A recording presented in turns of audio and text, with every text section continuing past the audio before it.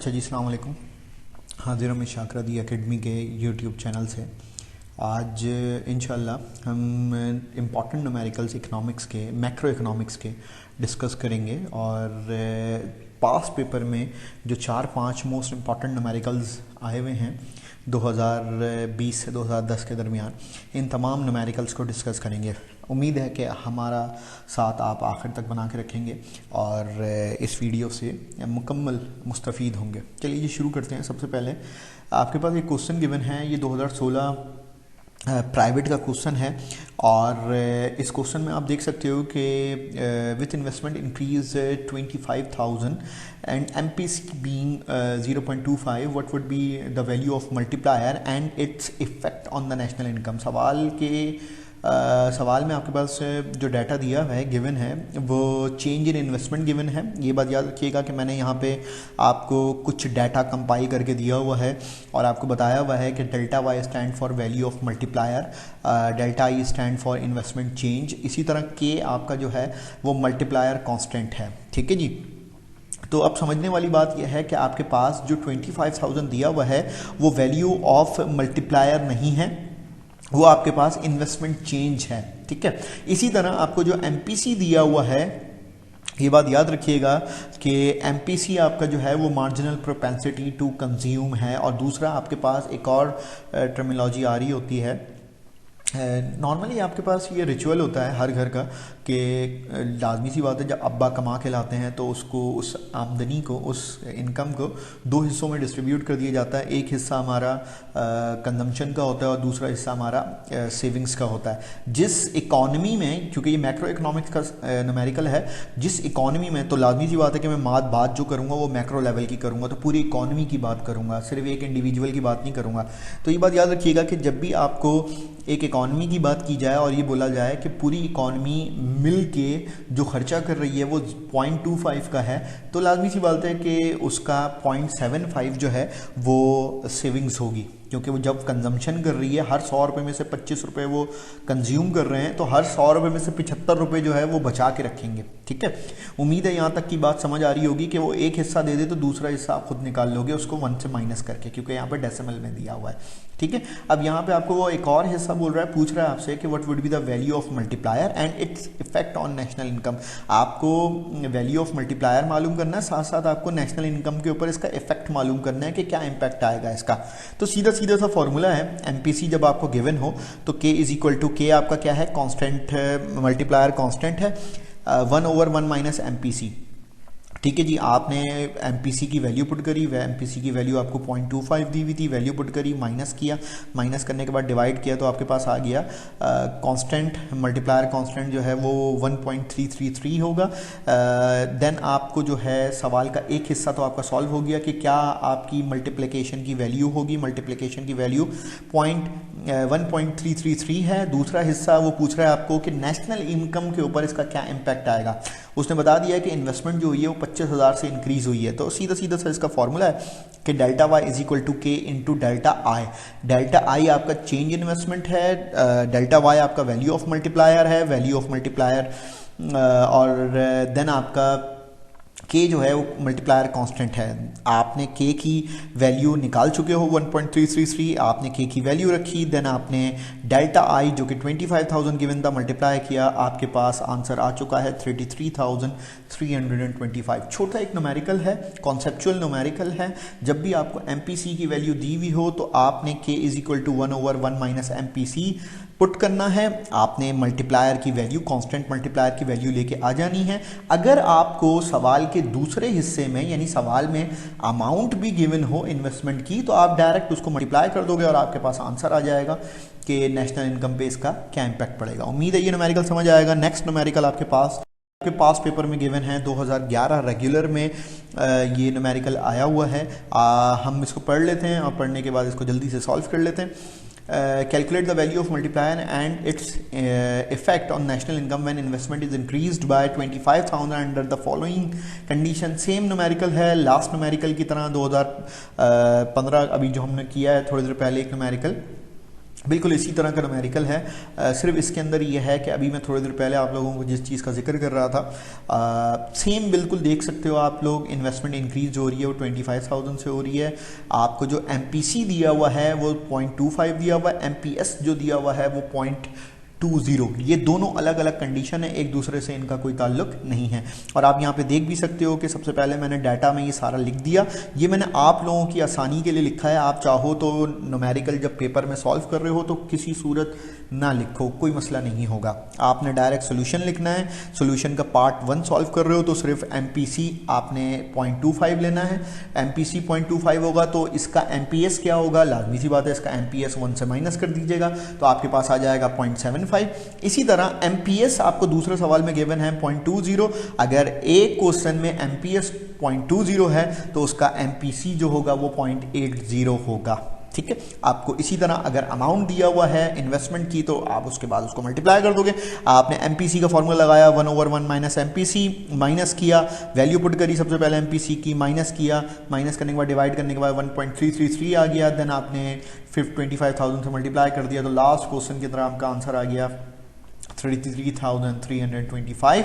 आपका part B में उसने बोला हुआ MPS आपके पास 0.20 है। MPS का फॉर्मूला आपके पास ये रहा 1 MPS। आपने वैल्यू पुट करी, MPS की डिवाइड किया, आंसर आ गया 5 को मल्टीप्लाई कर दिया आपने 25,000 से, तो गया कि आपके पास क्या इम्पैक्ट आएगा नेशनल इनकम के ऊपर। उम्मीद है ये न्यूमेरिकल भी समझ आया होगा। नेक्स्ट न्यूमेरिकल, ये भी पास पेपर का न्यूमेरिकल है, 2014 रेगुलर में आपके पास आया हुआ है। ये नेशनल इनकम के मोस्ट इंपॉर्टेंट कॉन्सेप्ट और मोस्ट इंपॉर्टेंट क्वेश्चन जो तकरीबन हर साल आपके पास आ रहा होता है मैक्रो इकोनॉमिक्स में। इंशाल्लाह हर साल तकरीबन आपके पास ये पेपर में रखा हुआ होगा। इसी तरह इसका एक न्यूमेरिकल है और उस न्यूमेरिकल में बेसिकली 2014 रेगुलर में ये न्यूमेरिकल आया हुआ है, जिसमें आपको उसने बताया हुआ है कि GNP जो है वो एक इकॉनमी की वो 20,000 मिलियन रुपीज़ है। डेप्रिसिएशन जो निकला है वो 10,000 रुपीज़ का निकला। इनडायरेक्ट टैक्सेस जो हैं वो 550,000 मिलियन के हैं।